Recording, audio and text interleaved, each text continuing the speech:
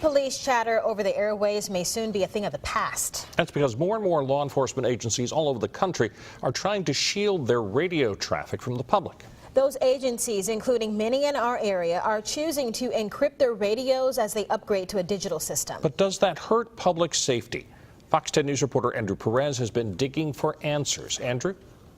Bob, Lanice, it's important to point out that while these departments are upgrading in order to meet federal standards, we've learned that they're not required to encrypt their radios. That decision is made within each law enforcement agency. For years now, the public and the media have been able to keep track of police activity, crime, and even hold officials accountable by listening to these radios. So we wanted to find out why, after all this time, some agencies are looking to tune the public out. No, that's all right. 619 North Laramie.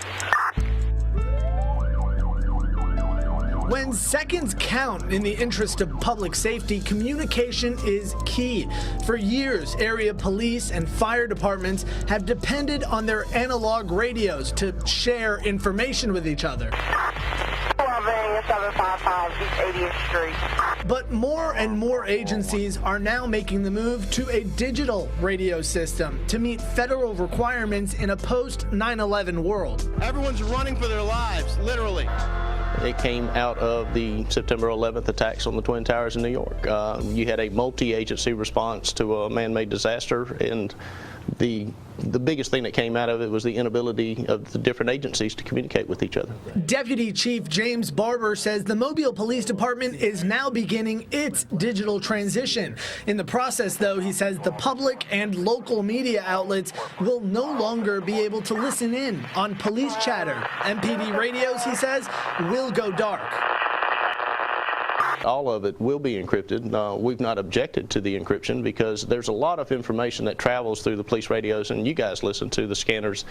There's social security numbers, people's identifying characteristics such as names and date of birth. That also means no more public access to real-time information like traffic accidents and crime when it happens. One reason for the move, Deputy Chief Barber says things like smartphones have made it easier for bad guys to monitor police activity. 145. Risky 9, you're responding to a 22-year-old female who is conscious and breathing. How often have you guys run into situations where, burglars, robbers, that they've been listening to you guys while you're trying to pursue them? I don't know that I could quantify that for you. Does it happen? Absolutely. There's people that keep scanners in their house, and certainly the media certainly monitors police traffic, but there's a lot of people out there that have an interest in scanners. Just a few years ago, we had several individuals that robbed 3 banks in Baldwin County. One of the things that we did when we were doing some of the search warrants and doing that, we found where they had scanners and they were listening for law enforcement. The Baldwin County Sheriff's Office has had encrypted radios for nearly a year now. Sheriff Hubie Haas-Mack says it protects operations and sensitive information.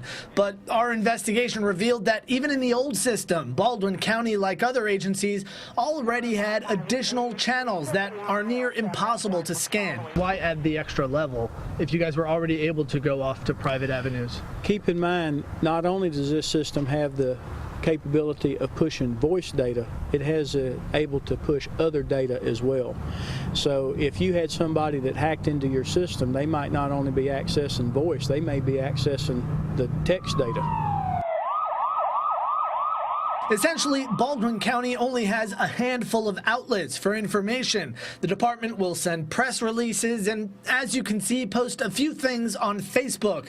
Besides monitoring inmates, though, real-time information has proven difficult to come by.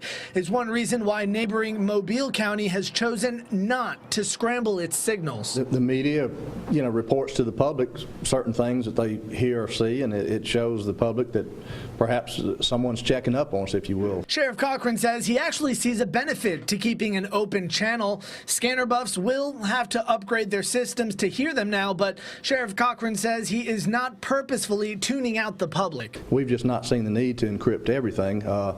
most of the information that goes over the airwaves is not of any kind of confidential nature or anything like that. The things that we truly would not want anybody to hear, we don't transmit it over the airwaves. We would either encrypt it or do it by some other means of communication. It's a philosophy that's also shared by the Mobile Fire Rescue Department. We have no reason to do it at this point. I mean, we're simply, we dispatch calls, for lack of a better word, we don't have anything to hide. Now, media stations like Fox 10, we have a unique relationship with public safety departments. We help get the word out, but more importantly, our job is to keep you informed. These radios are just one of the tools that help us do that. Why wouldn't you just allow, I guess, the media, or consider allowing the media access to those channels? Again, I think allowing the media access to the information is fine. I don't really see why giving them real-time access to the radio communications is going to impair the ability of the media to be able to respond to certain things. Well, because the news cycle happens in real time. People get their information in real time. It's an immediate concern for public safety sometimes.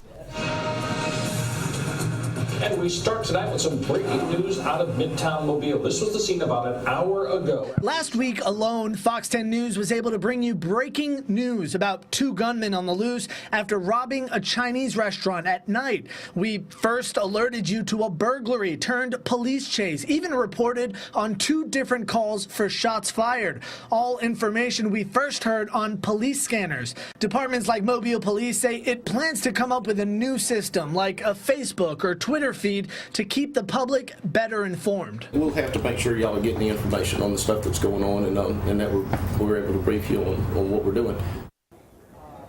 We've also learned that while most of the funding for these radios came from grants, the fire department says it's still costing the city of Mobile $8 million total. Now, just this morning, I drove up to Birmingham, where all Alabama sheriffs in the state, they gathered today for a training conference. I wanted to get a better idea of where the law enforcement community at large stands on this issue. And what I discovered is that many of them also stand divided when it comes to encryption.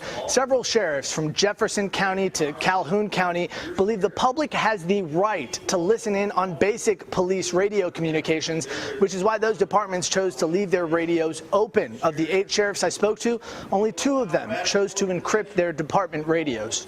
Did we catch some flack from the public going out because they love to listen to it on the scanner? They did, but we come out and we explain to them. It's officer safety issues. I have no problem with it. I see those people in the community as our allies. Certainly there are those who use them wrongfully, but I think the good far outweighs any potential problems we have.